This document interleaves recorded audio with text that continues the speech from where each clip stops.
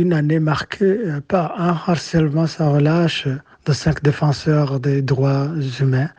nommés Habyalimana Audace, Maître Ndikumasabo Sonia, Sylvana Inamahoro, Marie Mersavé, Prosper Lunyang et des associations AFJB et APDH vient de s'écouler. C'était en date du 14 février 2023 où ces cadres de l'APDH et AFJB ont été arrêtés à l'aéroport international de Bujumbura par les agents du service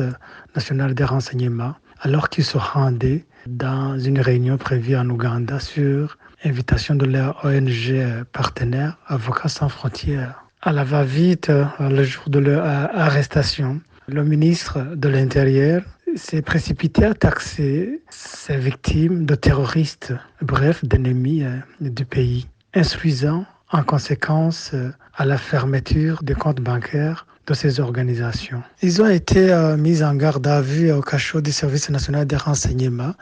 durant 3 jours avant d'être transférés à la prison de Mimba, à Bujumbura. Ils ont été endossés de lourdes infractions d'atteinte à la sécurité intérieure de l'État, d'atteinte au bon fonctionnement de l'économie nationale et de rébellion. 72 jours après leur détention arbitraire, le tribunal de grande instance a constaté les accusations engagées contre infondées et a sorti une décision d'acquittement de 3 d'entre eux, tandis que 2 autres seront condamnés avec sursis. Ils ont tous été libérés au lendemain du verdict. Et quelques semaines après, le ministère public, sur pression du service national des renseignements, a interjeté l'appel et depuis lors, à ce jour, tenu secret. Cet acte ne visait que leur réarrestation, vu que jusqu'à ce jour, aucun acte d'assignation n'a été intenté à l'endroit de ces 5 défenseurs des droits humains.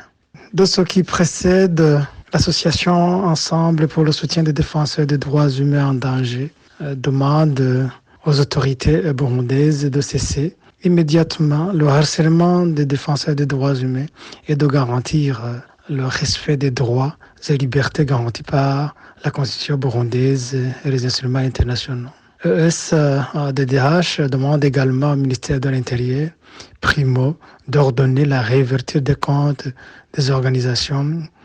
PDH et AFJB afin de continuer leurs actions au profit de leurs bénéficiaires. Secondo, de respecter la loi régissant les ASPL au Burundi en octroyant une prise d'acte à l'Association pour la paix et les droits humains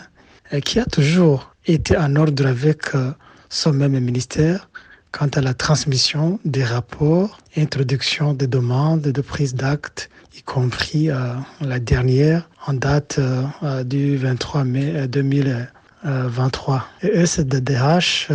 ne peut pas se passer de demander au ministère public burundais de cesser ce harcèlement judiciaire en levant l'acte d'appel infondé intenté à l'endroit de ces 5